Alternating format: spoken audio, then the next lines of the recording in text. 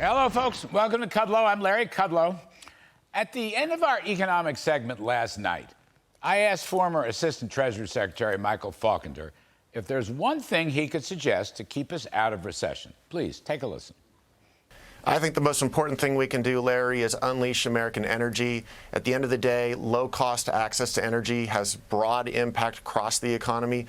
And so the most that we can do to help economic ingenuity here in the United States is to bring down energy prices and to end the war on American energy. That is a great answer. And it was a great answer. Concise, on-target, superb answer by a distinguished economist.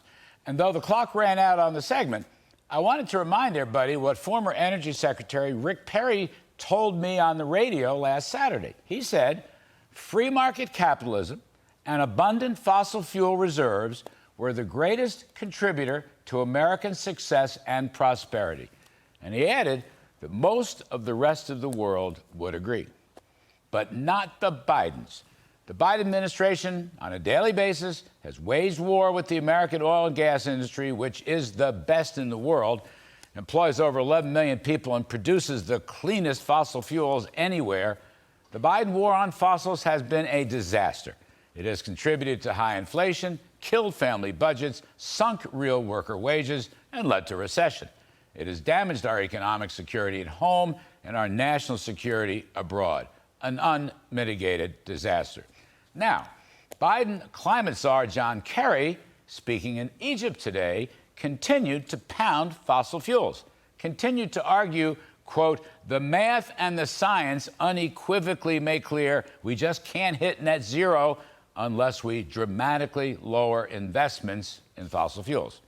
With all respect to Mr. Kerry, I would suggest that his policies have brought the economy to net zero, indeed below zero, of course, with record high inflation. And I would add that the math and science unequivocally make no such assertion.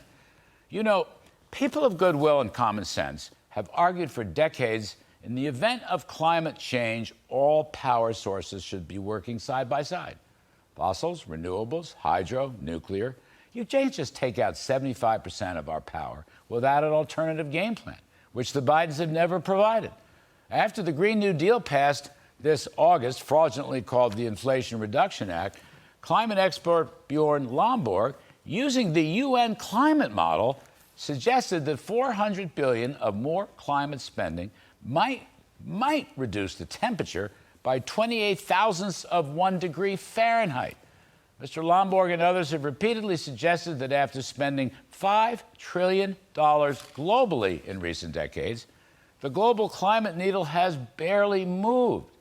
And I will add, for my part, many in this crowd of climate existentialists don't know the difference between changes in the temperature or today's weather and long-run climate trends over 50 to 100 years. Just saying, they don't know the difference. Now, back to sensible positions of Assistant Secretary Faulkner and former Energy Secretary Perry. I don't think anybody out there really understands how important fossil fuels and resources are to our everyday economy. We all talk about how shutting down the spigots have jacked up inflation and pushed us into recession. But we need to talk about how essential fossil resources are to everyday products in our lives.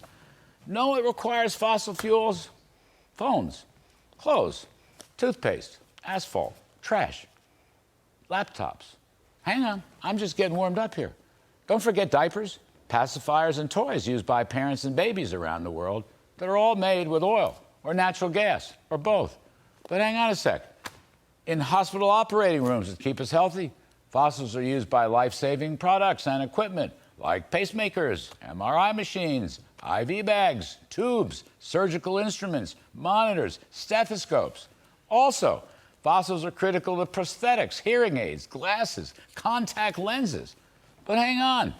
Chemicals derived from petroleum also help make soaps, antiseptics, aspirin, life-saving pharmaceuticals used by emergency care doctors and physicians. I know I have to end this list somewhere, but there's about 150 more products based on fossils published by the Energy Department. I can't read them all, but going down the list, I see tennis rackets, tents, tires, toothbrushes, backpacks, ballpoint pens, beach umbrellas, dog collars, fertilizers, golf bags, golf balls, guitar strings, hair curlers, insect repellent. All right, enough already. I get it. Basically, everything in everyday life uses fossil fuel-related resources. You get my point. But here's the problem. John Kerry doesn't get my point. Joe Biden doesn't get my point.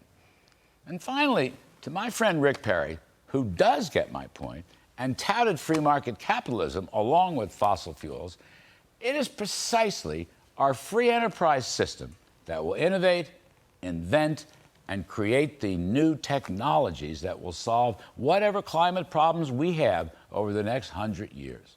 Not the government central planners, but free people using their God-given talents. Isn't that really the single most important key point? And that's my riff. Thank you.